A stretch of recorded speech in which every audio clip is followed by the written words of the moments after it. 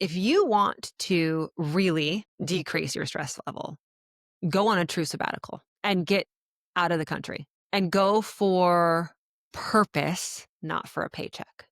Have you always wanted to rock babies in a third world country? Have you always wanted to dig ditches for wells? Do it for a year, do it for 6 months, do it for 2 months, but get out, because I will tell you, the feeling of stress just kind of completely leaving your body and your brain, it's almost instantaneous when you get out of the United States. Because here in the United States, even when you serve, even when you are a missionary on your home soil, it's still about producing and what you can prove and what you can create and how fast you can do it. And in other countries, it's just not like that. And especially if you're around poverty.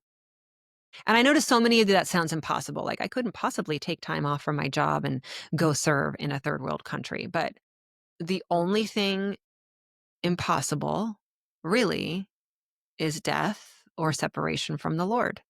And many of you are choosing that over the hard work it takes to be well and to hear him. And some of you are so stressed out that you need to get away for a while, no matter what it costs monetarily or emotionally or physically. But if you can't do that, or it's something that you need to think about, and this is all mindset change, then I encourage you to protect one day. And here's how that looks. So when we came back from our missions trip, I was so inspired by the Sabbath day that I really wanted to be able to do that here at home. And it's harder, for sure it's harder. In the Bible, it says you're to keep sacred the Sabbath, and you're not to do any work, and neither are your sons or your daughters. And that's kind of the hardest part, because especially as a mom of teenagers, like, there's lots of stuff going on the weekends, and they want to be happy and they want to go do things. But to be able to encourage them to also take a Sabbath day is really, really hard. So here's how it looks. There's no consumption on that day. If you're somebody like me who's really involved in church, it probably can't be a Sunday. It probably needs to be a Saturday or a different day of the week. You're not grocery shopping.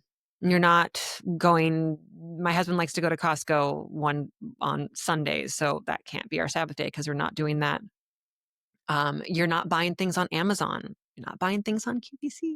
In fact, one of my biggest tips for you for reducing your stress is to put all of your shopping on one day. There's something very freeing about when you're doing bills at the end of the month, not having these items, this line items, because you shopped every single day, because you went to the store every single day, because you were on Amazon every single day.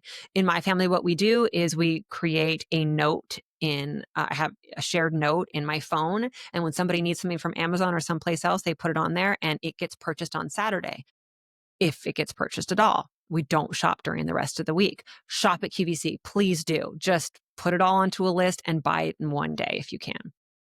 So on your Sabbath day, you're not shopping at all. But another hack would be just do your shopping on one day anyway. You're not on your phone. You put your phone away. You're not checking emails. You're not on social media. That's a big one. I still have social free Sundays, and it is such a freeing day for me to not have any social media to look at. I really love it. It's nerve wracking, but it's so wonderful. So you take all of that off the table. You are not running errands. You're practicing being bored. You're playing games. You're talking. You're reading books. You're having yummy food. You're creating meals, but you're not producing for the world. You're not furthering your career or looking at things that can pull your focus. You're free from all of that, and you're spending more time in prayer and in communion with other people. Protect one day. And that, I know, sounds almost impossible to some people. You're like, is there even one day when I cannot do things? Yes, you can. You need to. Your brain needs to.